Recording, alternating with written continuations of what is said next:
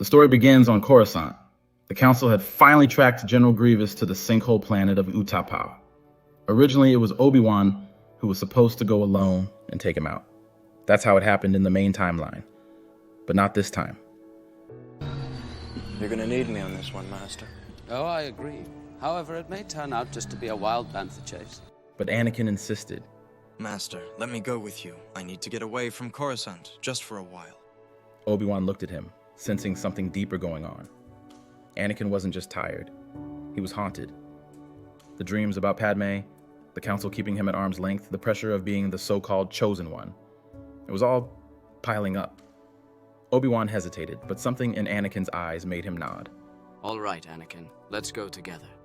On arrival at Utapau, locals greeted them cautiously. It didn't take long to confirm the intel. Grievous was here, holed up with a massive droid army. The Jedi had walked into a battlefield. Obi-Wan handled the diplomacy and distractions, while Anakin stayed hidden, quietly watching everything with sharp eyes. He wasn't his usual cocky self. He was focused and intense. When the final battle began, it was brutal. Droids fell by the dozens, clone troopers pushed forward, and the two Jedi carved their way through the chaos. Then came the showdown with General Grievous. It started like a standard duel, lightsabers flashing, sparks flying. But the longer it went on, the more Anakin tapped into something deeper. His strikes became stronger, more aggressive. Grievous was no pushover, but Anakin was furious. Furious at the war, at the Council, at himself. That fury fueled his blade. Eventually, Obi-Wan was thrown back, winded. Grievous lunged at him, claws reaching out, but Anakin stepped in, grabbing the cyborg and driving his lightsaber through Grievous's chest with a roar. The general collapsed in a burning heap, his body sparking and twitching. Anakin stood over him, breathing hard. His eyes were locked on the flames. Obi-Wan slowly got up and looked at him. Anakin. Something was off. The way Anakin stood, the way he looked at the dead warrior, it was cold, dark. Remember who you are. Obi-Wan said, gently. Anakin blinked, like he was snapping out of something. I'm fine, Master. But Obi-Wan wasn't convinced. Back on Coruscant, something had shifted too. Palpatine felt it. Things weren't unraveling as he'd foreseen. Anakin was supposed to be with him. Vulnerable, angry, easy to turn. But now, Anakin was with Obi-Wan, fighting beside him. He wasn't ready. Worse, he was still under Obi-Wan's influence. The wedge Sidious had carefully been driving between Master and Padawan wasn't deep enough yet. Sidious's plan was slipping out of his hands. He clenched his fists. So be it. The time had come to change the game. Palpatine knew his time was running out. So he did what Sith do best. He adapted. He skipped ahead. The Jedi were closing in on him anyway, so he pulled the trigger. Order 66 was issued. In an instant, across the galaxy, clone troopers turned on their Jedi generals. The betrayal hit hard. Jedi were cut down mid-battle, mid-sentence, mid-breath. But this time, without Anakin by Sidious's side, things didn't go according to plan. At the Jedi Temple, the clones stormed in, but no dark-robed warrior led them. There was no Vader to cut down younglings, no chosen one turned executioner. Some of the Jedi inside survived. Shak Ti, Sindralig, and a handful of other skilled knights and Padawans rallied together and held off the assault. It wasn't clean, and many still died, but the temple didn't fall so easily this time. Meanwhile, in the Senate district, Mace Windu had had enough. He gathered a small strike team, Kit Fisto, Agen Kolar, Saesee Tiin, and made his move. They had intercepted Palpatine's hologram, giving Order 66, and instantly knew he was the Sith Lord they've been looking for. They had proof, and they weren't going to wait. They entered the Chancellor's office with lightsabers ready. Sidious was already waiting for them. What followed was fast and brutal.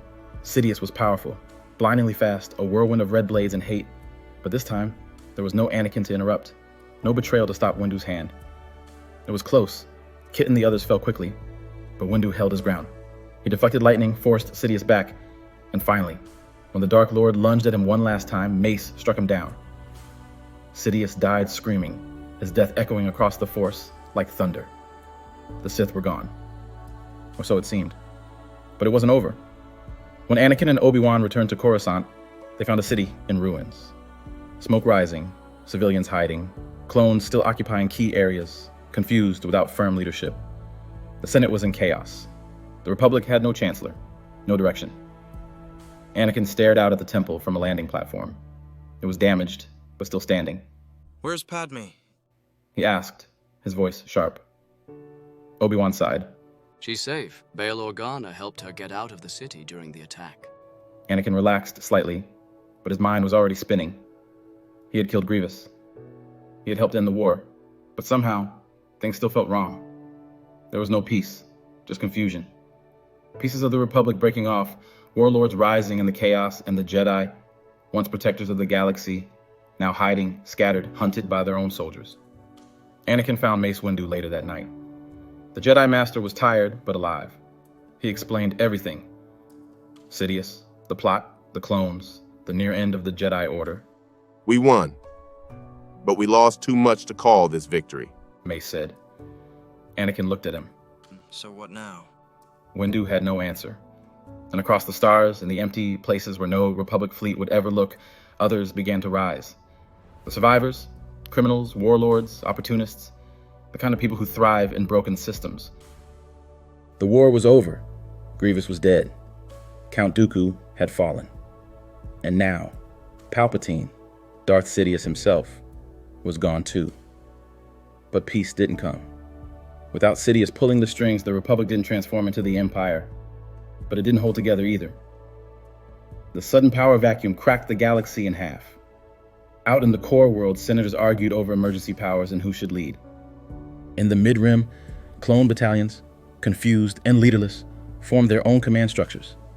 And the outer rim was marred with chaos. Pirates, mercenaries, ex-separatists, and rogue admirals grabbed territory like it was up for sale. What was left of the Jedi Order tried to regroup, but the temple was in ruins, and more than half of the Jedi were gone. Some had been killed during Order 66, some had gone into hiding, and others just disappeared. Fear, doubt, and exhaustion weighed on the survivors. Anakin and Obi-Wan returned to what was left of the council. They weren't greeted with cheers, no celebration. Just quiet, tired faces. Mace Windu stood by the shattered window of the council chamber, looking out at the skyline. We stopped the Sith, but we didn't save the Republic.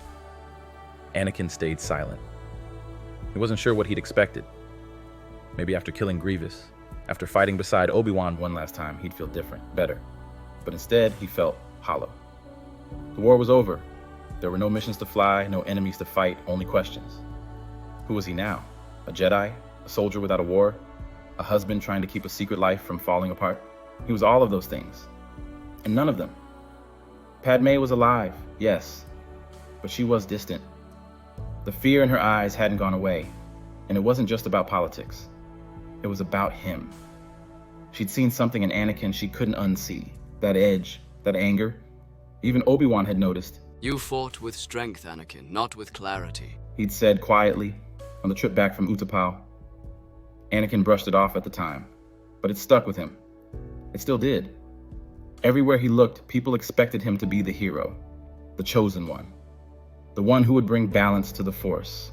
But the Jedi were barely holding on. The Republic was broken, and he didn't feel like a hero.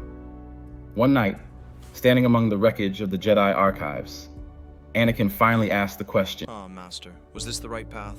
Obi-Wan, sitting nearby, didn't answer right away.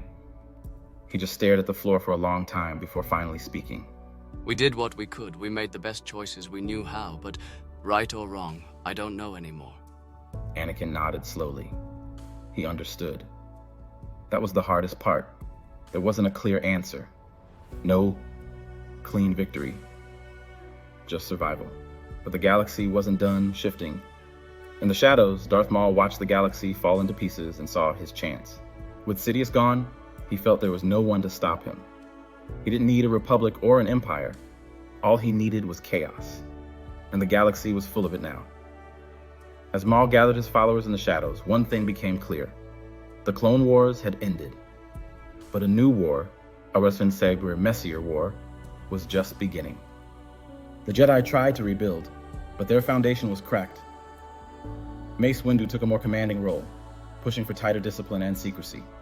The Jedi who had survived scattered across the galaxy, regrouping only in small numbers. They had to be cautious. The clones were still dangerous, and pockets of resistance to the Jedi had formed in the chaos. Anakin returned to the council chambers several times, but it never felt like home. The silence, the absence of familiar voices, it just reminded him of everything that was lost. At night, He'd go to Padme's apartment, what was once a safe place. Now it felt tense, distant. She loved him. That hadn't changed. But she was afraid too. Not just of the galaxy, but of what she saw in him. You look different when you came back from Utapau. Different how? He asked, even though he already knew. Harder, like you were holding something back or trying to hold something in. Anakin didn't answer. The truth was, he still felt the pull of the dark side. The power he'd felt when he struck down Grievous, when he'd thought of losing Padme, when the Jedi doubted him. It was still there, just beneath the surface, waiting. He hadn't fallen. Not fully, but he was close. And he knew it. One day, Obi-Wan found him training alone in the ruins of the temple. You haven't been meditating. Obi-Wan said. I don't need meditation. I need answers. To what? To everything. To what we're supposed to do now. To who I'm supposed to be. Obi-Wan stepped closer, calm as ever. You're still a Jedi, Anakin. That hasn't changed. Anakin looked at him, eyes tired. It feels like everything has changed. Obi-Wan didn't argue. He just nodded. Later, the council offered Anakin a seat as a Jedi Master. They needed new leaders. Younger ones. Ones who had been through the worst and still stood. Anakin said no. Well, I don't belong on the council. Not yet. Instead, he asked for something different. Permission to leave Coruscant. I want to find the lost Jedi. The ones who ran. The ones in hiding. Bring them home, if they still believe in it. It was dangerous. It meant leaving Padme behind, leaving the safety of the core systems. But it felt right. So he left. He took a small ship and went to the Outer Rim, to systems forgotten by the Republic. He met Jedi hiding on desert worlds, others building quiet lives far from war. Some wanted nothing to do with the Order, others came back with him. Along the way, Anakin began to see something new in himself, but hope. Not just for the Jedi, but maybe even for himself. But nothing stays quiet forever. He received a transmission from Ahsoka Tano. Maul's building armies in the shadows. He's feeding off fear and chaos. He doesn't care about politics or empires. He wants revenge. Anakin knew their paths would cross. It was only a matter of when. And this time, he would face that darkness with clearer eyes. Not as a pawn or a Sith. Anakin tracked Maul to a shadowed world on the edge of known space. Mandalore, or what was left of it. The planet was scarred from battles long past. Its people scattered. Its cities quiet. Maul had claimed the ruins as his throne, not for glory, for vengeance. He waited there like a spider, feeding off chaos, drawing in lost followers, mercenaries, broken clones, ex-Sith loyalists. And when Anakin came, Maul was ready. You've come to finish what Sidious started. Maul said, pacing the throne room. He tried to bend you. Now you think you're better than him. I came to end this. Anakin replied, igniting his blue lightsaber. Maul laughed. You're still a slave to prophecy. Still chasing what it means to be the chosen one. Anakin didn't answer. He stepped forward, blade steady. The duel was fast, brutal. No politics, no distractions. It was pure. Maul fought like a beast, spinning, striking with both ends of his red saber staff, fueled by hate and survival. But Anakin wasn't the same man who had been manipulated and twisted by fear. He didn't fight with anger. He fought with clarity, focus. He didn't overpower Maul. He outgrew him. In the final clash, Maul's saber was broken in two. Anakin disarmed him, blade at his throat. Do it. That's what Jedi do now, right? Anakin didn't move. You lost, and I'm done letting men like you decide what happens next. He deactivated his saber and turned away. Maul screamed after him. You're weak. You'll never bring balance. Anakin didn't answer. Word of Maul's fall spread, quietly, in whispers. The Jedi were still scattered, but Anakin returned with something stronger than warriors. He returned with a choice, to rebuild with purpose, with people. He visited Padme again, but this time it wasn't in fear. It was with peace. They weren't hiding anymore. They didn't have to. Obi-Wan, older now, quietly stepped away from the spotlight.